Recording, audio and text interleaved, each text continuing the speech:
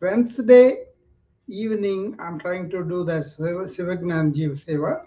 That's supposed to be at 7 o'clock. And then sometimes it is working, sometimes it's not working out. And then Saturday at 7 o'clock, I'm doing this burnout, docs and burnout, right? And but uh, last time I missed it because we are out in Chicago.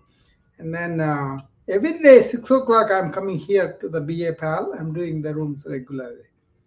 So every day at every 6 day, o'clock? Every day, including weekends. Only Saturday I missed it because we went to celebrate my wife's birthday.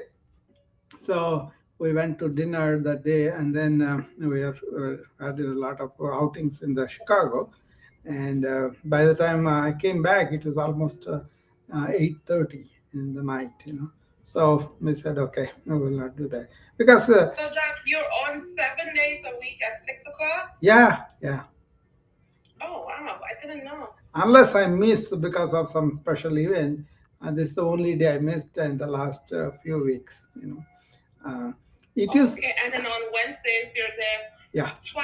Twice. At yeah. 6 sunset. And in the morning. Yeah. You said? No, no, it's the evening, all are evening. In the morning, I go to Rocky's room, and then we are as a team doing from 6 o'clock. But I only speak on Wednesdays and Fridays. Rest of them, I try to participate as much as I can. Yeah, it's a lot. It takes up my whole day trying to do that. Yeah, yeah, yeah. I do some of the rooms, but I definitely try to attend Rocky's social media room, and that's very informative for me.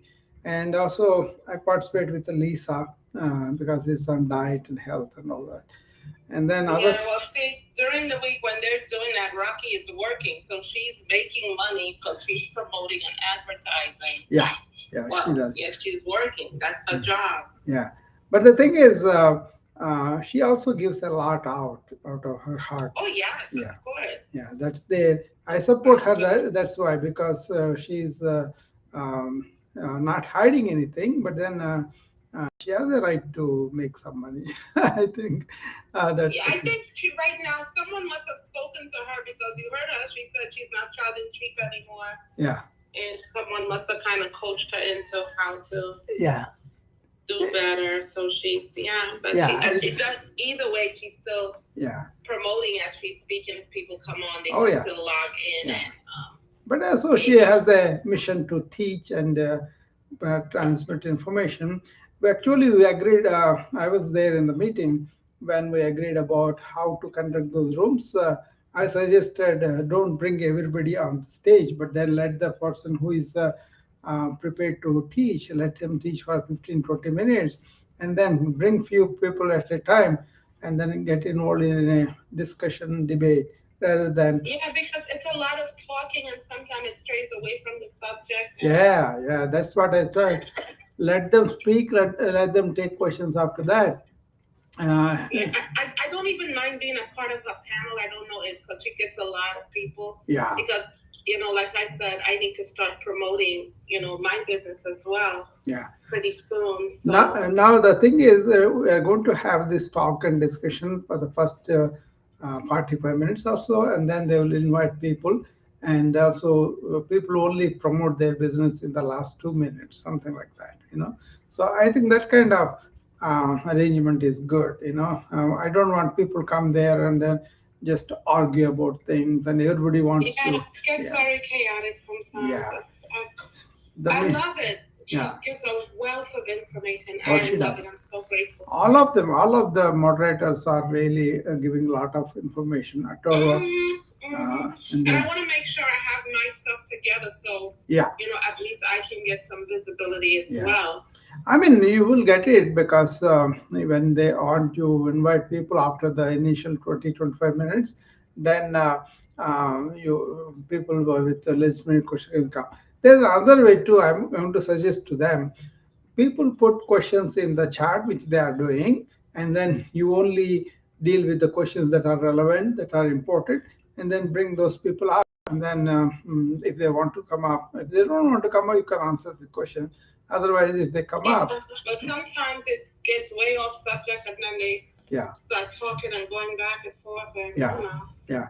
I know that it can be chaotic, and some people just come and just say whatever they want to say and then go, kind of disruptive to the people who want to come to land there. So we want to project an atmosphere of come here and participate, and then you will be learning things, right? That's what we were trying to tell you. So I yeah. like. Because sometimes I'm sitting there with my notebook and I'm taking notes, and Yeah, but I keep the replays on, Tracy. But I booked a session. I booked sessions with her. I've supported her. I bought her one of her. I bought one of her ebooks. I think it was Yeah, but forty she has seven a dollars. Because lot of. at Uh, the beginning when I first started coming on and she was speaking, and I didn't really see people yeah. purchasing or supporting her, and I never even looked at the ebook, to be quite honest. But I Mm. just wanted to support her, and I wanted to purchase from her. Yeah, I also bought So I some things did from that. her. And then Yeah. I also scheduled a thing with her for her to evaluate my social media. So I Mm. paid for that again. And then after that, I'm going to get her to, you know, Yeah. Yeah. to kind of But ding my overall, social media for a yeah. month. That's another payment I have to make. Yeah. And when I go on Clubhouse, I'm constantly spending money. I have to find a way to. Yeah. But my thing is completely free so far, except my wellness club members. A few of them come, so most of them are like they used to do with me on the Instagram live and the other also live. Uh, and I was not see them. They are able to see me and do the exercises, but I wanted to see what they are doing and teach them. Then I introduced the Zoom, and for that we introduced this membership, and then people are happy to come and learn, and also individual problems, that were addressed to them. Alka is here, I will not have upstairs. So that is going okay, but I'm not looking for major memberships and all that. I don't care. I just want to just to come and share a little bit. Hi, Alka, how are you? I'm fine, thank you. Happy Independence Day. Wishing you. Oh, not yet for us. We are still in the evening. Thanks anyway. It's 12 o'clock here in England. Yeah, yeah, yeah. Because you are us. His birthday is tomorrow, Independence Day. We celebrated last Saturday because the kids were here, and we went out to Chicago, and we went to our favorite restaurant called Deccan Spice. That's where, which is a very nice. We like that vegetable biryani that they make. That was really very good. So I missed our room that day because I was not able to cover the time. But we had a very lovely day that day. Wind, sun is medium, so it was very warm, nice, sunny day. Ideal, really. So it was. We kind of enjoyed that day. My in my house, the specialty is. Uh, my mother was born on the same day Indira Gandhi was born, and then my son is born on August 2nd, October 2nd, which is Gandhi's birthday, and my wife is born on August 15th, India's Independence Day. So, yeah. It's all Yeah. Gandhi's family, then, isn't it? Yeah, I'm a big Gandhi reader and understood him and understand lots of things because of him in the beginning, right? Um, so he is phenomenal in so many ways. What was not evident was he was a spiritual seeker more than anything, politician, social reformer, so many, simple life, all those things are there. He was famous for. But if you ask him, he used to say, just a simple person in search of finding the God. That's what he said all the time. So, say, uh, very phenomenal figure in the sense. So I kind of read a lot of his books, and then I have them a rack full of them still. But I don't read them anymore because he is kind of knows me. I know him very well, but I admire him greatly. And a lot of people, even now, if you want to open up and talk about depth of Gandhi's life, what did he do last 40 years?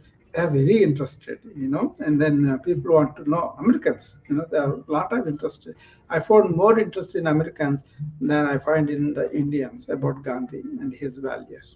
You know, of course, Martin Luther King followed Gandhi, we all know, and Nelson Mandela followed Martin Luther King and Gandhi too. So it's not about only one particular country.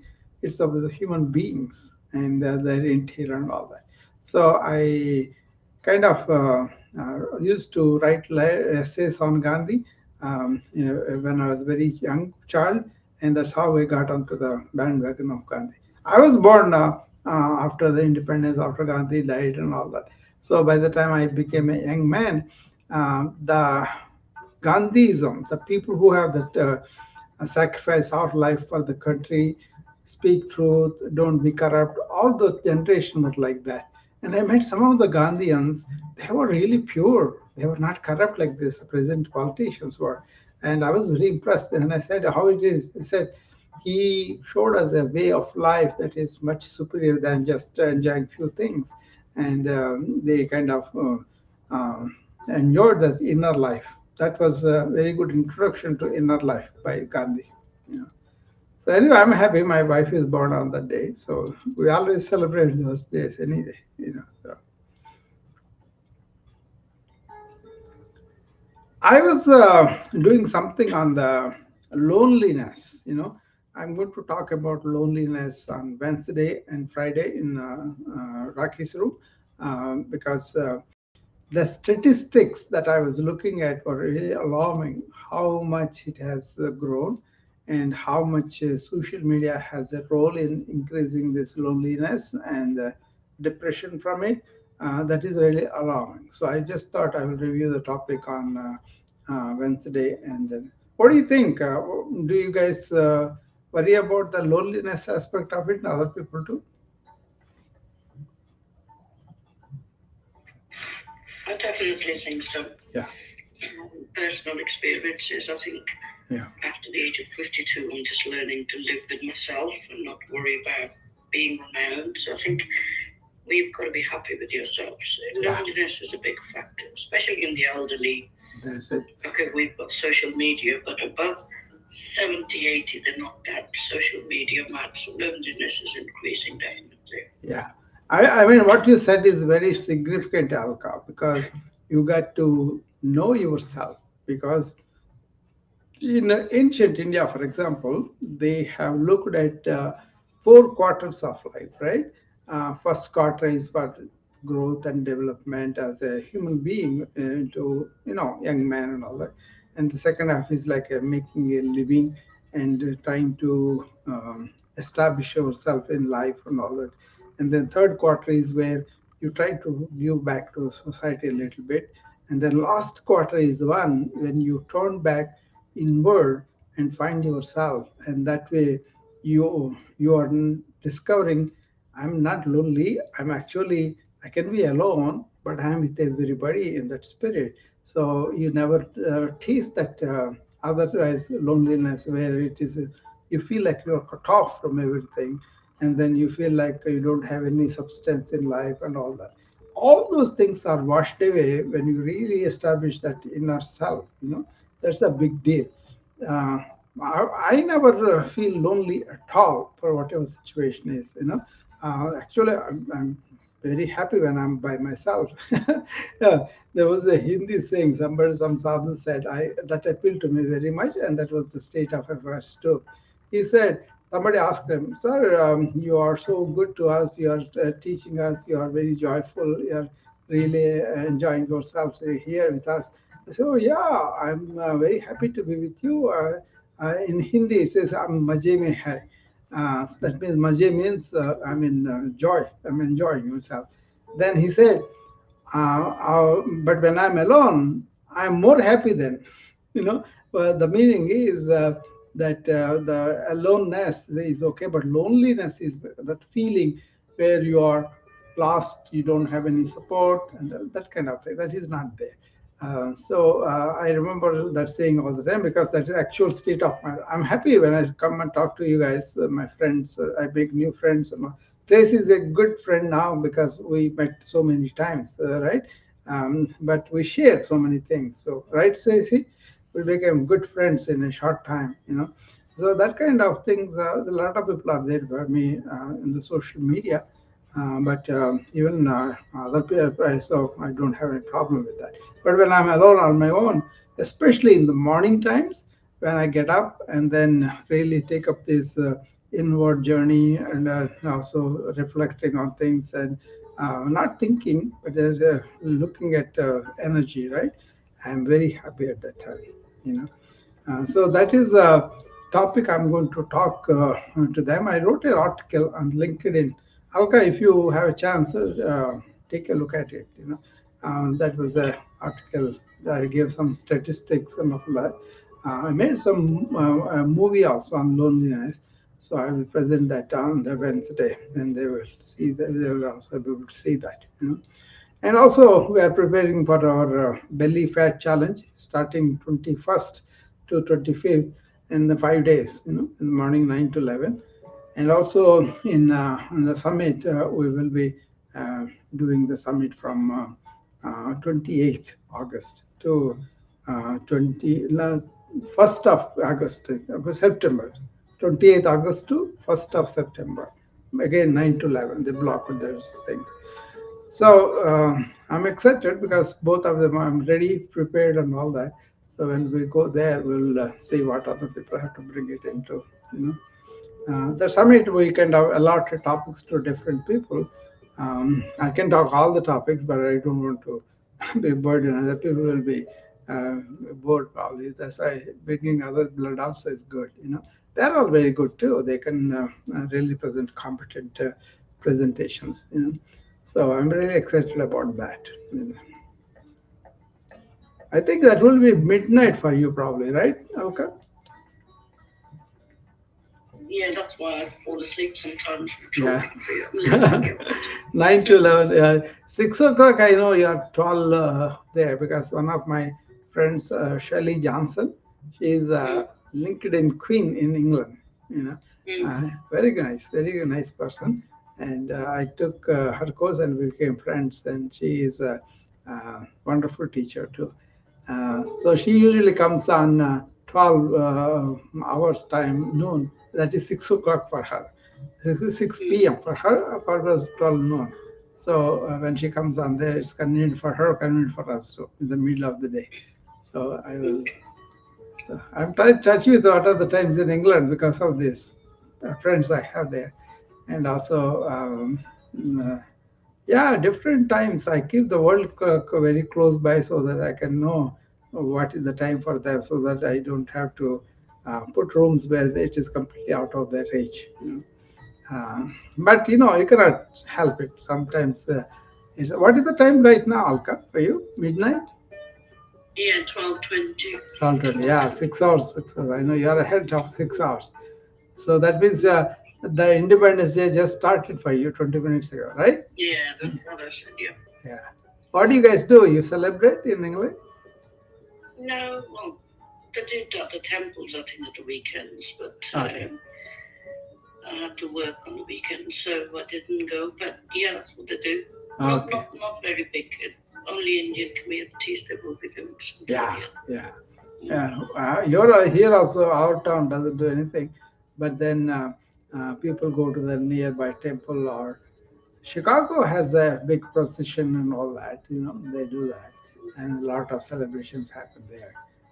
They bring some film star or somebody to parade on that street, Devon. That is named after our leaders. You know, usually Mahatma Gandhi Road, Indira Gandhi Road, like that. You know, and they go and celebrate there in Indian costumes. The whole traffic stands still as they go on the road of this procession. That's fun to watch. I watched very early, way back in the 80s, and afterwards I was moved away from there, so I could not. I used to live very close to Devon. That's why I was able to see one time. You know? But the same thing going on all the time. The Pakistanis spend A lot of them, they had a big celebration for the yesterday. Yeah. Today's the day before, isn't it? There was a Pakistani here last night. Here, Ali.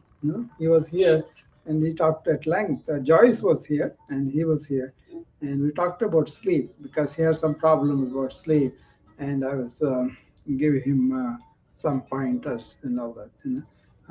He said he used to live in Islamabad. Now he moved to somewhere else. Yeah.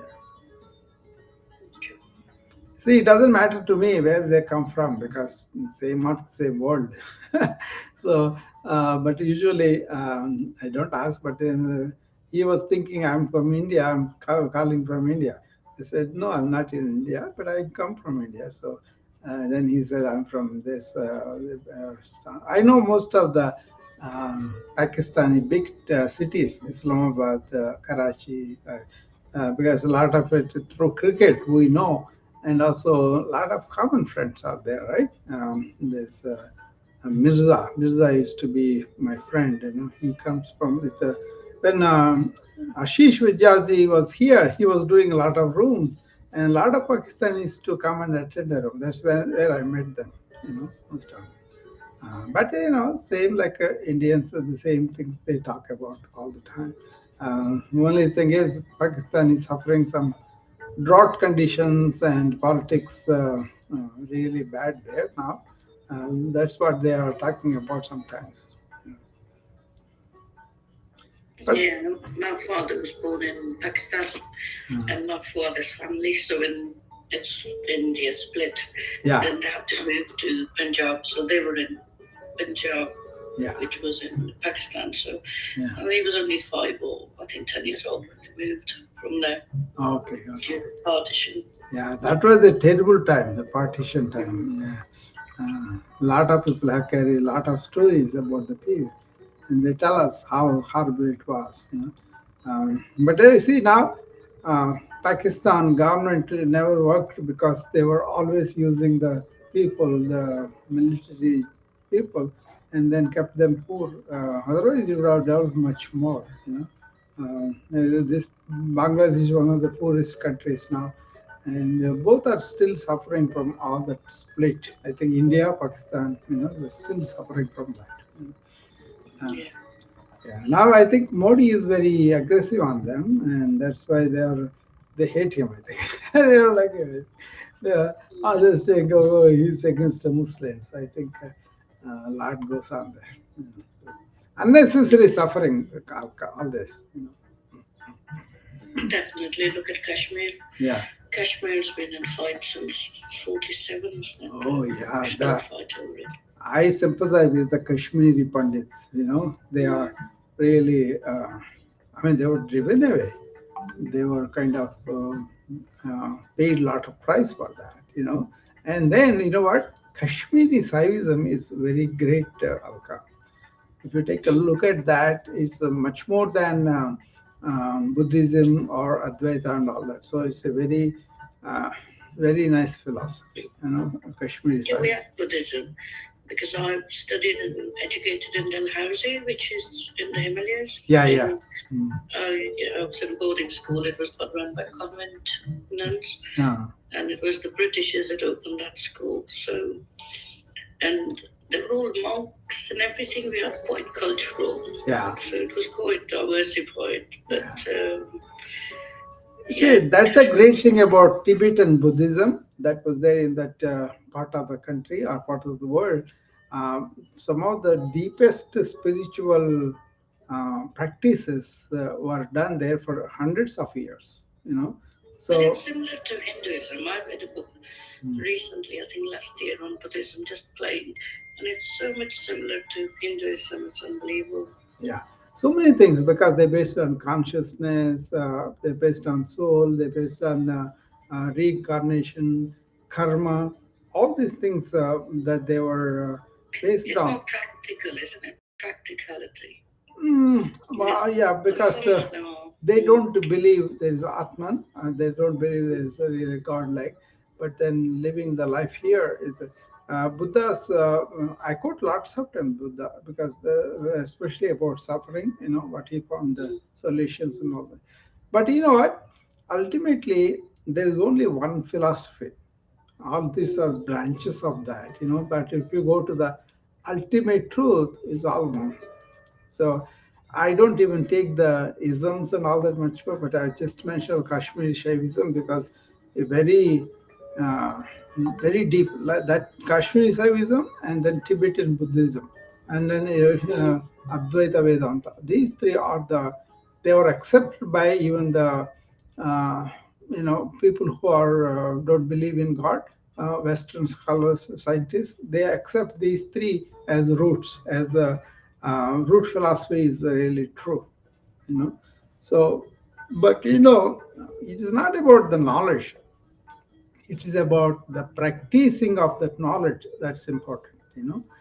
So you can end up scholarly debates and talk for years on these things, but how much you are going to bring into your life, I think that matters.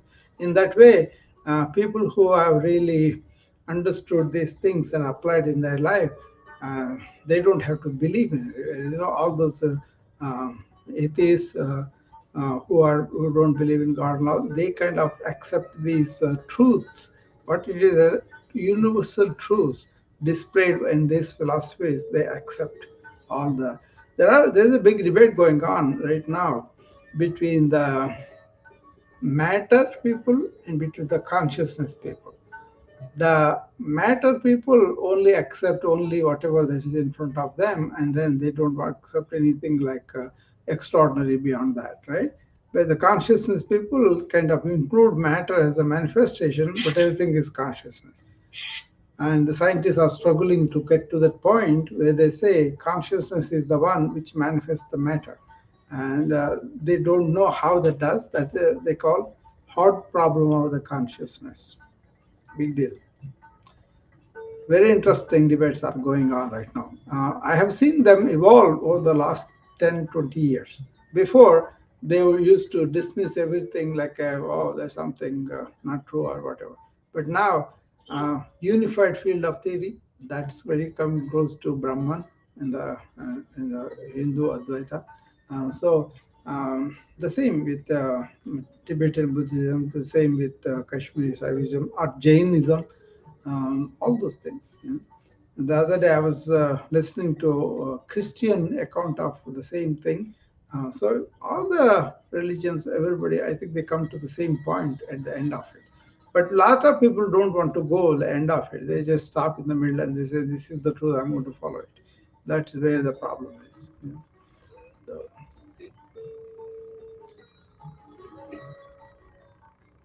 the Himalayas. So you lived in Himalayas then? No, I'm from Delhi, like Punjab, and then Punjab. we moved to Delhi.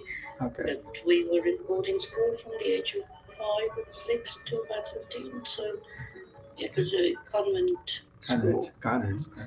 My elder brother was in Nilgiris in boarding Okay. school. Yeah, yeah, I know the north there. But my father lived, worked there for several years before he settled down in the south.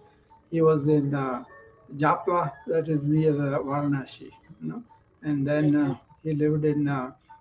He put his son, my eldest brother, into that, Nilgiris, and. Whereas came back to Coimbatore, Madurai, and all that. But then before that, he was in Japla, Calcutta. Yeah, my father was the engineer of that Calcutta temple in Calcutta. Mm. So he is the one who planned it and built it, and also a very famous temple, maybe. At that time, Calcutta is a big city. We yeah, used to have an office. Well, because my dad had a business, so there was one outlet in Calcutta that we used to go there. But it's a big city. yeah, a big city, but it is not very clean, I believe, right? My brother told me.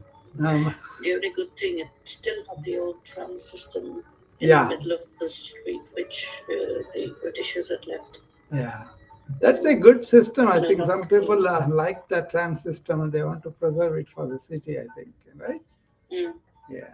So I think kind of romantic tram system. And then in the movies also, they kind of picturize a lot of good scenes on that.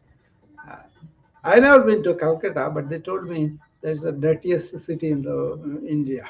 You know, Yeah, no, I was young when I went there with parents, but yeah, it's not Yeah. a clean city. Say every city is overcrowded now, Alka. If you go there, it's kind of threatening. The huge mass of humanity is really threatening. Even my own town in India is Guntur. It used to be a very lazy, laid-back town, and we used to walk on the very wide roads. Nobody really there. But now, last time I went, there are people everywhere. Every time I went towards my high school, towards my college, and then all the areas that I went to, there was no peace at all left. Everybody, so many people are there. Of course, our brief was ours. We were only there for a whole day. I didn't even stay for another day, so it is too short and too quick. But then we found so many people. And this was 2010, I think, when I went there. And afterwards, 2014 is the other one. And afterwards, we didn't go, so from there. So,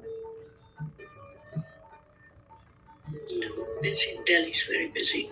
oh my God, Delhi's traffic, they are telling so many stories about it. 4 hours, 4 hours at a time, stuck in traffic. We go to Delhi, but I prefer my sister lives in Chandigarh, so we go there. But Oh, Delhi's really busy. Chandigarh, that Golden Temple, right? Chennai, Chandigarh, that's Amritsar. Amritsar, oh, yeah, okay. Chandigarh is there. Chandigarh has this medical school from which I had some colleagues here who were working in Chandigarh. They graduated from Chandigarh, I believe. And, uh, Yeah, good colleges, good universities. Well, one of my friends who I grew up in the boarding school, she's a lecturer in one of the universities there. So. I see. Okay. Yeah, but the Amritsar, yeah, that's the Golden Temple I like because they prepare the meals for so many thousands and then they feed them free, right? They don't collect money and all that, which is very nice. Yeah, we saw this kitchen on the videos, how they make so many thousands of chip. Yeah, I think it was BBC or somebody that did a program Uh, in the last 6 months. yeah, Yeah, it's just devotees, it's just volunteers and devotees hundreds, that do yeah. that. But it's said to be pretty nice, pretty tasty, and all that. But the preparation itself is fascinating to see such a huge volume. They make and then they distribute, and then they kind of wash up and everything. Everything is done effortlessly. They don't feel the strain or anything like that. Yeah, they're all happy to do that. Uh, that is, It's finding their calling, isn't it? Like you said, loneliness. yeah, If yeah, it's people find their calling and they go, yeah. then Not what you only do, how that, do you but get as your mind active? this Listen. prasada buddhi that we were talking about, prasada buddhi, where we offer the food to the god, and then it becomes sanctified, and it's called prasad from him, right? they Mm. they take like that. So whatever service they are doing in that kitchen is like a worship to the god, you know so that's why they have so much meaning in that, when they do all that labor, shamadana they call it, right? They are dana means like giving it away, right? They are doing that in that form of hard work, physical labor, but that's also considered as a worship to the god, and that's why they feel so good after doing that in temple. And also, most of the temple's food is pretty tasty, I think, because the people who are making it, they have this pure heart, probably. That is some of it. And that's why and some temples are commercial, but people who make them, volunteers, they are of pure heart. They want to give something in return. And that's why they're so happy to do that. When my mom came, I was alone at the time, and my mom used to get really restless at home, right? So I used to take her to the neighbor. Chicago had, I was in Chicago at the time, so we had three temples, major temples. So one is the Hari Rama Krishna, the second one is the Rama, and third one is Balaji. So I used to make her go to those temples, and she was very comfortable with all the strangers, and they all had a good time. All these elderly people. Yeah. When did you go? Was that? That was in 80s. She came in Okay. 85, way back. So But then the temples were sanctuary for these elderly people because they don't like the TV, they don't like to be alone at home, right? So these kind of things really helped them to relax. Sometimes I used to work in the nursing homes too. I used to have a lot of patients in there, so I had to go and see them. So I used to, it's close by. So I used to leave her in the temple, go and see my patients, and come and pick her up again. That's what so used to work out pretty well. This loneliness, I took the topic mainly because I'm seeing alarming numbers that were getting up. And one of the chief reasons they were talking about is the social media. So I will start concentrating on the information age, the problems that we have as modern information users, and this could be information overload, overwhelm, stress and burnout, insomnia, headaches, marital problems, and divorce rate, and this suicide rate and loneliness. All these are kind of increasing because of the way people are using the social media and the information age. That's why I'm focusing on those matters a lot. I did a series on energy for entrepreneurs. I did one on soft skills. I did, yeah, related to that, the wellness for the entrepreneurs. So many series are based on that, and that really resonating with some people because they are actually going through that. You know, loneliness is a really relevant and hot topic right now because people are really suffering from that. Yeah, definitely. Mm. Definitely. See, first time I read about the difference between aloneness and loneliness was through J. Krishnamurti. He kind of laid out the differences very well, showed it very well. And from then onwards, I never was lonely. But then I kind of welcomed the being alone and being doing some of the inner works on my own, which was very good. And as it became more clearer, clarity itself in life was very good. But unfortunately, many people cannot take it and they don't understand it. But if they understand, do their inner work themselves, then they can get over the lonely feeling and then be alone whenever they want to and be enjoying that too. Um, I think it was Sadhguru who said, if you don't like your own company, then you are a pretty bad company. Yeah, I like listening to him, Sadhguru. Yeah, you said that one time. So all these people, see, they talk about inner joy.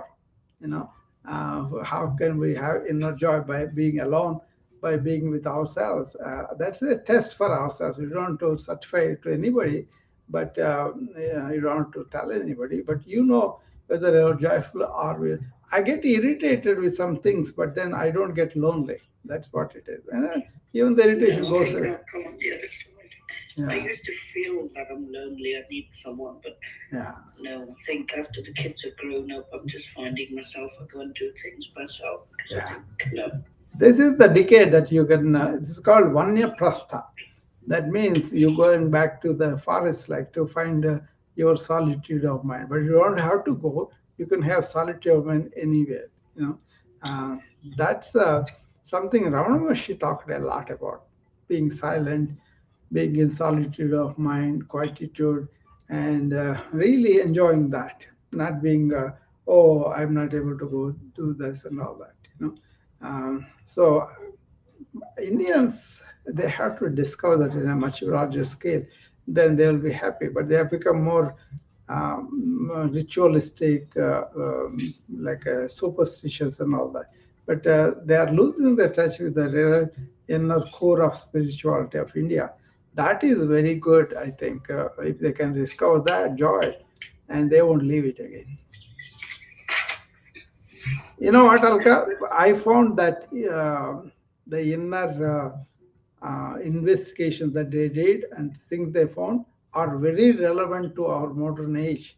That's why I'm trying to bring those things here. Actually, you spend your time better and you sleep deeply, and also you enjoy yourself, whatever you are doing. Like I come and talk about these topics to people. I don't know how many people really interested or really want to learn all this, but I just by doing it, I have a lot of joy in it, doing that, you know. So I don't expect anything really, but then just completing the topic and making people be have at least some clarity on that. Sometimes I think it is above their head. Then I have to come back Yeah, and but they don't understand yeah, this. Our culture is too rich and yeah, too deep. yeah, I listen to yeah. But you know what? before, but Even it's like even Rocky said she has this voice going on in her continuously, and that's danger because later on it becomes a problem for you. That's I saw with many elderly people. You know, they kind of have a stunted mind, and then they get into dementia. But before that, this chattering mind bothers them quite a bit, especially if they are alone, their children walked away, and they don't have any physical energy to go around and all that, you know. So they really become really sorrowful for their own existence and all that. So, it's to keep the mind active, isn't it? To listen to things. yeah. Uh, On the I new listen things, to a lot of on TED the talk. yeah, on the new things you have to explore something new every day. Then the mind will be very active. But if you are repeating the same thing, same memories and all that, then that becomes stupefied. They said. But if you expose yourself to something you don't know, then the new neural connections happen. Actually, you're creating new brain. You know, that's the thing. It's So, difficult for people to get out of their own mental state, isn't it? You need yeah, and now that's what I talk about. What is it? Self reshaping your thoughts from inside. mm, It is something important in yoga. You know, Sanya, I don't know whether she saw I invited her or not. So that's okay. So it's a question of really slowing the thought down and attending to each thought and changing that. This is in modern psychology, it's called uh, positive emotive behavioral therapy, and then that become cognitive reframing. You know, and that's only one aspect of it. But these people think that's everything. But then after that, that thought structure is kind of understood and stilled. Then you have a whole lot of things beyond that. That's where the our people went into that, and then that's what I was telling people of India lots of it. You just take up those and examine them like a scientist, then you will find the new things. You know. So, um, how are you, Sanya? Welcome today. Yes, Salim also. I was going to talk about that aspect in the Wellness Summit because I took what is meditation or meditative awareness and how to sleep better. If you understand your thinking mechanism, then you slip out of that uh, chattering mind into the silence. You sleep much better. You know, that's what yoga nidra and shavasana. These things are supposed to do. So I'm going to combine both of them: activity of the mind and role of meditation and role of awareness, and how you can sleep better if you understand how to be efficient with your thought. That's what I'm going to talk about in the summit. I gave other topics to them, but then if they have something I can add to the topics, I will do. Otherwise, on the day I have to speak, I will speak on those two issues. it'll be good. Yeah. It is something needed though. People are getting burned out because they let their thoughts go all over. And also, people are not able to sleep, quality sleep, and not giving a body mind to regenerate again. So that's why this is important. Uh, I know some of these things are people um, take a lot of time to get to the quality I'm talking about. How you can enjoy I think solitude. it's got to be the right state of mind. That Yeah, especially in your lifetime, you've got responsibilities, and when yeah. They your don't. mind is what you call it in Indian, it's Yeah. जब आपका मन स्थिर होता है, comes Yes. to a state of mind, then only you can move. Yeah. Like in a car, you've got a biting point. That's what's happening. Too much doing, too little time to attend to the being. That's actually what's happening with a lot of people, because they don't even have gap also sometimes. It is so busy, so many things. The mind is going run, run, run, run, and that's why it's very difficult for them to take a moment and stay back and reflect on that. So. Mm. Anyway, we will talk on the Wellness Summit. I don't know if these guys know Sanya and Muslim. We have a Wellness Summit coming up in Rocky's house. I'm doing it. I've arranged it for a week long. Different people will be coming and talking there. It's we're going to be 9 to 11 Central Time, every day for 7 days. We'll start with nutrition, exercise, sleep, rest, meditation, and also organization health, and some of the topics are there. I kind of had a meeting with all the people who want to come, and I want somebody to do women's health also. That one probably one day, and everything else is like individual wellness, and then can optimize that. So I have a lot of material I can give it to them if they want to, but they are all pretty good on their own. I think we'll start with nutrition, Lisa, and organization health, Atoda, and then empathy and understanding relationship, probably Rocky. And I'm doing the meditation, sleep, and somebody else will do other things too. So it's well documented. And then we'll see. I think Slim wants to come up. Let me invite her.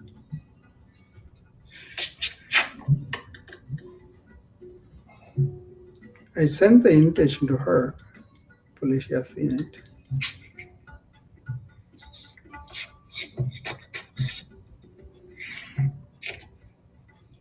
Oh yeah, there. Hi Slim, how are you? I'm doing good.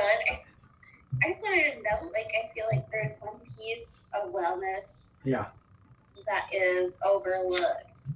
And I don't know that it's so much like true wellness, but like creating wellness, Yeah. which is civility in the workplace and creating an environment where people have the psychological safety to speak up when there's Exactly. something uncivil. Yeah, that is the relationship where the empathy is also talked about. That's the quality that I want to focus on.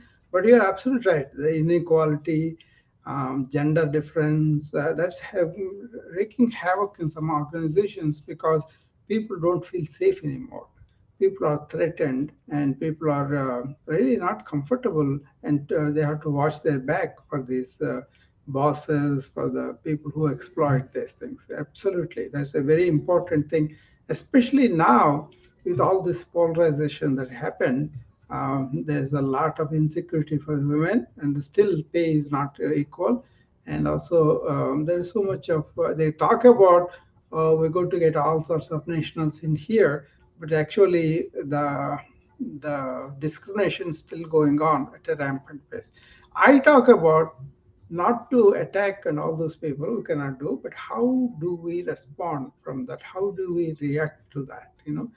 That's where I want people, for women, for example, how to empower themselves. Not that you have to condone that behavior that is thrown at you, but by not reacting to it in the way as though you have done something wrong, sometimes people feel very weak. Instead, how can you empower yourself, and how can you develop this resilience for your self defense and all that, and also mental strength to be offensive about it. It's an important topic. That's why I selected somebody who is good at organizational health. She was talking about it quite a bit. Then I told her, okay, why don't you take up this term, and then probably I will chip in with the empathy piece, and other people also will chip in. I would just note that I do think that there needs to be a portion of that, of empowering the employees to Yeah. speak up when there is instability and Yeah. providing that trainer or that training to Yeah. them on how to respond Yeah. in an empathetic way, but also in a way that stands up for a collective Yeah. cultural environment. Exactly. I talk about servant leadership, Slim. This is where the boss is not the boss, but he is the servant of the employees. So he attends to the needs of the employees. There's a cultural shift, right? So my services in my company are, one is about burnout, most of the doctors and nurses and all that. Second one is about the IT professionals that are going through a lot of stress because of this information age. Third one is training company leaders to be servant leaders. I wrote a course on that. I have a book on that and all that. But then basically, I train people to be more humane, more understanding, more compassionate and kind. That means if you are a servant of the people who are working for you, then you listen to them, you honor them, and then you let them. Main thing is you got to allow them to nurture themselves out of all this. You give opportunities for them to really grow inwardly. This is something I kind of highlighted in my career as a physician of a big practice. I wanted to nurture people. That was my spelling. And then a lot of young girls used to come and they used to learn a lot of things, and then they used to go. Even the medical students that used to work with me when I was in New York and other places, that's where I got used to this. They said I gave them confidence because I made them do everything and then appreciated what they did. If they did not do well, I said it's an opportunity for improvement. Look at that way. Don't look like a failure. So all that helped her, and then somebody told me that you gave us confidence to be doctors out there. So that's a big compliment for us. But I didn't do that, but I just wanted to be there for them, like an elder brother, like we used to be, like that. Young kids come for the students and all. Then in the company, the corporations, I saw all this egotistical culture. If the leader becomes very egotistical, then he wants to dominate them, he wants to do everything to please his ego. Versus a servant leadership will attend to the needs of the other people. Because you are so secure within yourself, then you can raise other people's insecurities, erase them, and then let them grow in their own self. Because you are not threatened. Because somebody is growing, you will not be threatened because you yourself are content within yourself. That's where the servant leadership comes. Yeah, important. I completely agree Yeah. with everything you just said, and I hope that there are more leaders like you in healthcare. Yeah. I think the piece that I don't see focused much on is like the employee's Yeah. role, Yeah. Yeah. creating that environment of they need to have the tools to speak up. They need to have the resources of how to address Yeah. conflict effectively, not only with team members and employees, but also with patients. Exactly. I know they face it every day. Exactly. You see, when we said patient is the uh, boss and patient doctor is equal, I said it a HIMSS conference lecture in Iowa. I went and gave a lecture on that. And I said physician and patients are equal. For me, they are both are human beings. I may have more technical knowledge, but still human, right? Then everybody thought I was socialist or communist and all that. But I was neither of them at any point of my life. But then they don't understand. See, this all comes for me from my ancient wisdom I read about. You see, there were leaders. There were not really bothered about how much they are accumulating or how much they are in power to control other people, but more like how much psychologically they're free from these bondaging things, right? And that's where it's called viveka. That means discrimination between what is real, what is not, what is permanent, what is temporary. That kind of discrimination you have, that faculty you develop in your mind, then all these small things like keeping up with the Jones or really going on the ladder of becoming big, those are not there. It's more like how peacefully, how harmoniously you can be with all the people you are working with, especially the people you are leading for a mission, for something important. And when they participate with the same zeal, but they feel safe. I was influenced by one story in America. You remember the aluminum company of Alcoa, that big company that was there, and they were losing money like anything, several billions of dollars a year. Then they brought in this man who worked as a treasury secretary in senior Bush's administration. Then everybody said, what is he going to do with Alcoa, the aluminum company? And the first thing he did was he put in a measure for employee safety. So that was worked on, and then that was really seriously taken, and then he displayed that he really cares for the employees that way. Then all that energy got released from them, indiscriminate energy, and then they were able to contribute quite a bit because they felt they were safe with him. He's trying to do for their sake. And that released this indiscrete energy, and they performed really well. The next year itself, they had profits in billions of dollars. I was very impressed by that story. Actually happened in my time. So I was impressed by that. Where are you from, Slim? I live in the U.S. Where? I live in Iowa. So I am I'm right between north and south, but on the East Coast. East Coast, okay. I lived in New York for 5 years, Chicago 8 years, and I came here in '95, and right after my son was born, to Clinton, Iowa, and I have been here ever since. I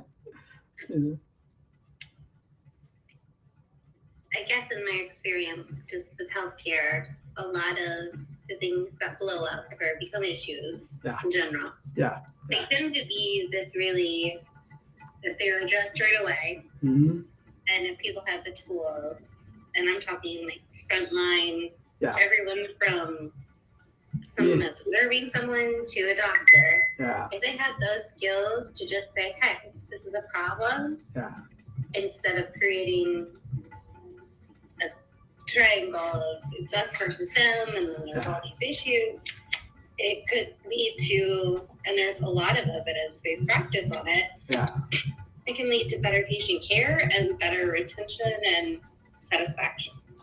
You see, they feel they are all separate, but we are all in one human tribe. Once you really come to that fact and then operate from there, then you won't go against somebody, but you kind of raise against some injustice, and then rightfully you can do things. I think a lot of energy is wasted on the anger, hatred, and all these things. But the moment you say there are no others, we are all in one human tribe, I think the complexity changes quite a bit. I would agree. It's a question of people have to see that, and then do that. But then people get trapped into their own prejudices, their own predilections, and then their own selfish interest and all that. That's where the growth is needed. That's where I say servant leadership will help, because if the leader shows, I am here for the needs of the other people can also do whoever they are working with.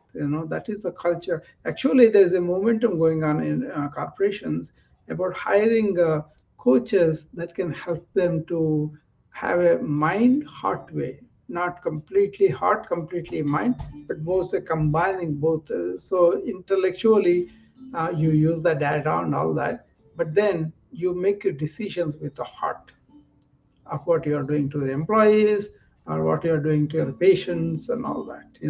But this money thing kind of shatters a lot of it, but leaders have to be trained in that. That's why my mission is to change the system of health into wellness oriented, not just treating illnesses. That's okay, but then we got to focus on how we can keep these people well after they're treated. And so I spend my time on that, education people about diabetic, what happened to the diet and how they came and all that. That is very useful for them. Some of the time I did education in the emergency rooms. Right after I see the patient in the emergency room, I will go into detail into their health lifestyle and then show them what happened with what they did and what are the consequences, what is going to be unless they change these things. Usually they take it serious because right there they can see it, right? Also, not like we're going to teach you a lesson, but more like I'm concerned about your health. If you convey in that tone, they listen. If they believe that you have their welfare in your heart, then they will do it. I think one of the challenges that I've seen, like if you're in the emergency room, there's clearly something like you're there for a reason.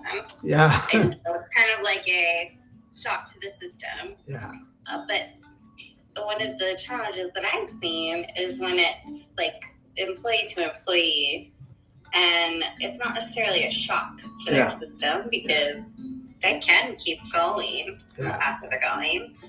It's getting their buy-in on, hey, we truly need to change, and here's that shock to the system as to why. Yeah, yeah. That's why they buy it, because they experience the shock and then they don't feel the feeling. We have chest pain, almost have a heart attack, maybe without stent they would die, something like that. They come around, and the smoking, alcohol, or sedentary living. See, I'm in my wellness summit. I used a term. I'm going to use the term now. Introducing it, the proactive wellness. That doesn't mean just the prevent exam once a year. It's about really looking at your own lifestyle and discovering the opportunities where you can change them proactively so that you will not have the consequence of those bad lifestyles. So how do you create that shock for a person to be proactive? It's usually the style of the physician. What you have to do is you got to first gain their rapport and trust, and then make them partners in their care. Okay, once they are partner in the care means they want to know what's going on, and well, they'll be able to do something about it. Then you kind of describe how serious the illness is and how you don't want to do empty promises. But suppose they are in the beginning of any disease, this giving some warnings, or they have some issue to be fixed, they will do that. But then what can worsen that? That is the one that you impress on them. And then once they understand where they are, where they have to go, and then as they do each one, they may fail a little bit, but then encourage them for the progress they made. So I used to accompany this, what we call motivational interviewing to the patient. That means he determines what are the goals he wants to achieve in what time. Instead of pushing him very hard, unless it's a life-threatening thing, for example, smoking, he comes in, I would let him pick how many cigarettes he wants to smoke per day and then cut down per day. That way he can make his own goal, and as he reaches them, he gets more confidence and he will do much better. But if I push him, if I make him punish something, that doesn't work. But if I put faith in him and also make him his own goals, then he will achieve those goals much better. Motivational interviewing, that's what we do. And I wish, and maybe my experience is unique. I have different sets of individuals, and I have a clear set that just there is no motivation of like we're not gonna give a solution, we're not gonna set a goal, we're not gonna do any of that. We're just we're not happy. Yeah. And you need to fix it. Yeah. And there isn't solutions coming. That's very true. They don't even want to come to the doctor. Usually his wife or somebody, his daughter, somebody will bring him, and when he comes also, he wants to continue his own behavior. Oh, I'm not going to live long, dog. Why do you want me to sacrifice this? I get all those things. So definitely that's very true. Not all people are motivated. Very few are really motivated, but a large number of them on the edge. So if you catch them, and then uh, that's where we have to motivate them with our own behavior and with our own attitude of whatever is going through. Even now, I talk about therapeutic lifestyle changes, and everybody comes and talks about it. But then they drink a lot of coffee and they complain to me, I can't sleep at night. So when I tell them you don't drink so much coffee, they say, "Oh, I can live without coffee." So that kind of. You're right. A lot of people are not motivated, but we have to, as a system, that is a say on the one hand we're allowing all these bad behaviors, like allow people to eat whatever they want, big portions and all that, and then we worry about how to control their diabetes. There's competitors who are encouraging this kind of bad food, fast food chains and all the groceries and all that. They are all the processed food, right? Most of the processed food. We know that is the problem with the chronic diseases, but we don't allow any collectively as people. We don't really attack that problem, and that's why our advice falls on the deaf ears, because they are more attracted to that propaganda. Well, it was great speaking with you. I do have to run, but I will stop back in and chat with you soon. Okay, very nice meeting yourself. Okay. All right, Alka. I think it's beyond 7. I think it is time for you to go to sleep too, right? Okay, I'll see you tomorrow then.